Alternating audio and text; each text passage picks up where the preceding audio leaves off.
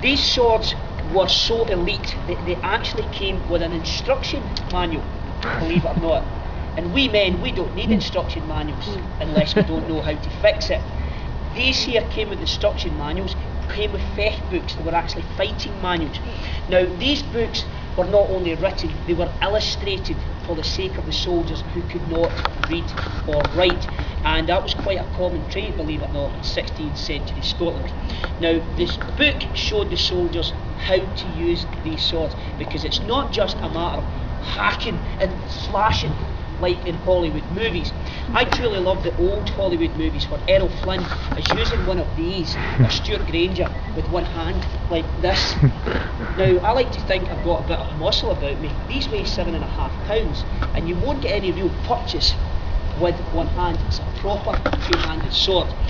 The book would actually show the troops how to use them.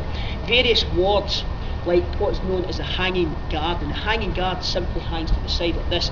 If anyone comes to the side of my body, I would simply drop it down like so and bring it back round, and she could block it from that position. Very good, Laura. Not like the Americans, they know how to fight, incidentally. Now, that was a joke. Now, or the cross guard, by resting it on the arm. If you come up against someone on the battlefield with a similar sword like this, you're in trouble. You need to know how to use this, and so would they. 16th century Scotland is a bloody, brutal, horrifying place. Your religion can get you killed at the flick of a blade.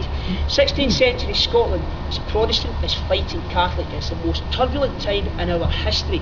Not as bad, I would say, as the Scottish Wars of Independence, where we were fighting for sovereignty, we were fighting for identity.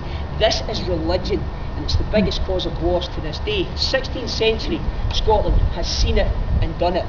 Protestant fighting Catholic, you will not stand there and be chivalrous on the battlefield. It's kill or be killed. What I would aim to do here is, at a standoff situation, with my sword I can actually take my blade, push it away from Laura, and use what we call the lugs. These lugs here, as you can see, it's the same blade, but these lugs give me another advantage. I have two sets of protection. One, I can use this like a spear. The castle is blunt, the lugs protect my hand. So when I take Laura's sword away, I can then push it up like so, and as I push it up, she goes there, I would then swing round and chop her leg off.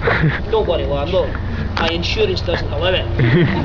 It would look amazing, because everybody would go back to their countries and say, visit Stirling Castle, he chopped an American's leg off. Now, slice like so. Or, when I do push it up and away, Laura, this could then be brought in and then round